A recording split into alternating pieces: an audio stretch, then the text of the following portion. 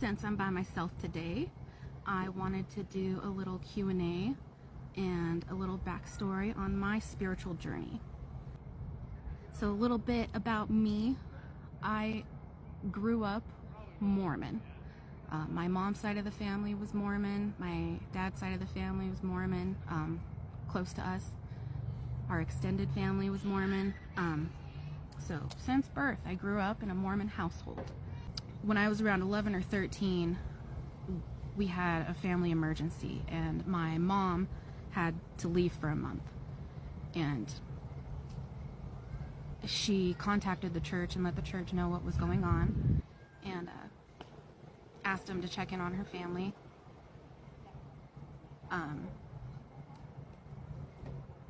While she was gone, nobody checked in on us. And you've got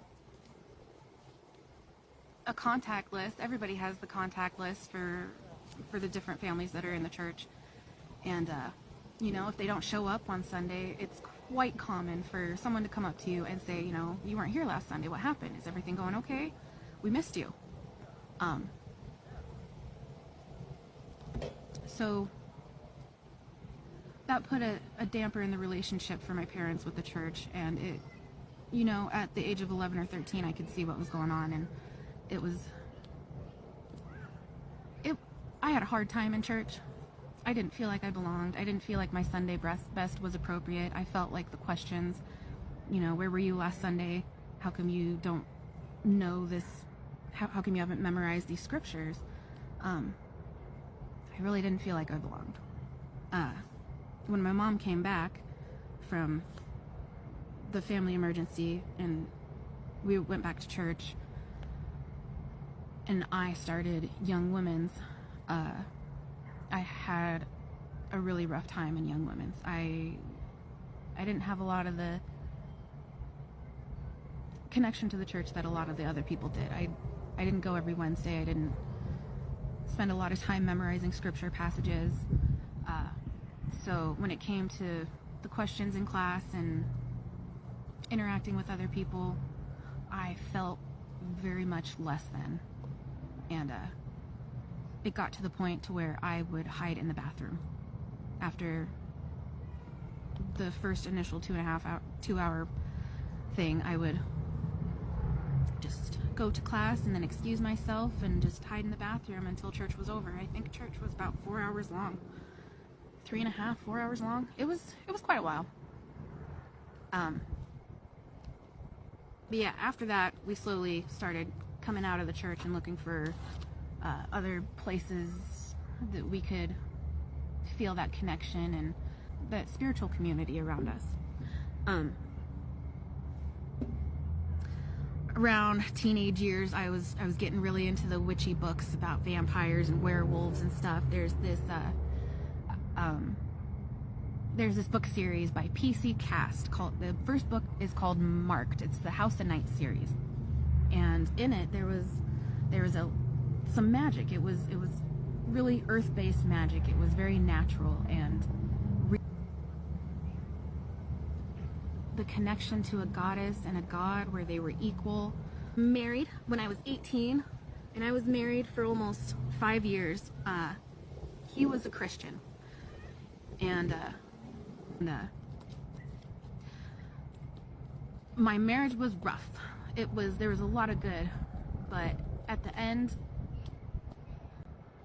I joined the church again, and I tried to make my husband happy. I did everything I could. I went to counseling. I went to the church for counseling for our marriage and tried to find ways to make it work. And then I finally said enough was enough. I found a spiritual community. It was called Conscious Collective, and I remember April Dawn leading it, and that was a huge highlight in recovering from my divorce. I was getting back to my own roots, back to who Whitney was. a group of people with all sorts of different backgrounds and beliefs and values, but it was all centered around love and openness, and it really healed me.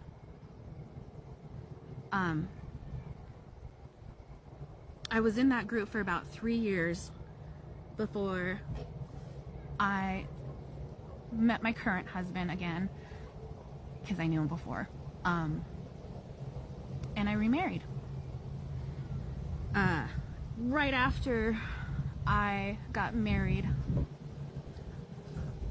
But I checked myself into a psych clinic. I had several panic attacks, and I didn't know which way was up anymore. And when I got out, I dove head first into this self-help, self-love, just rebuilding Whitney. Who is Whitney? Outside of the Mormon church, outside of a marriage, outside of parenting, who's Whitney? I worked through a lot of traumas, triggers,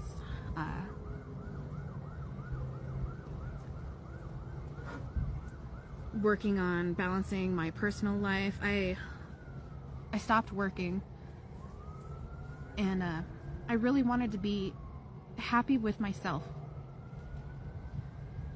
because I felt like I kept scheduling things throughout the week, and then I didn't have any time for me because I didn't want to be alone. I didn't want to be alone with my own thoughts. I didn't want to be stuck with this. Like, I didn't know that. I didn't like it. I didn't want to admit or acknowledge any of it. So I just helped other people and did other things. And I spent close, I don't know, like a year not working and learning to love myself, learning to love my own body, learning to put up boundaries. Oh my goodness, boundaries was a huge game changer for me. And telling people no. I really didn't want to let people down. I felt like people needed me. When they asked for my help, when they asked me to do something, it's because they needed me. And if I didn't, then I was letting them down. They would think less of me, or I was a bad friend for not showing up to birthday parties or whatever. If I could walk and talk, I could figure out how to make time for other people. And I learned to stop doing that. I learned to fill up my cup and let it overflow into other people's. It took a long time. I mean, how long's it been? Gosh, 3 years? 3 years of working on myself, and I feel a lot happier than I did before. I definitely feel happier in my own skin. But yeah, it gave me time to explore who I am. And my husband was delving into his own roots, and I was looking for other spiritual communities for me and him. And I was looking into Norse paganism groups. The last 3 years, I have watched many documentaries, listened to many audiobooks, taken multiple online classes, and researched and listened to a lot of different philosophical speakers. And I have all this knowledge that I want to share. All this stuff that I've learned, and I feel like I have a lot of life experiences to share. And I was looking for a group, and I didn't really find one similar to what I had before. So lo and behold, here is Esoteric Nexus.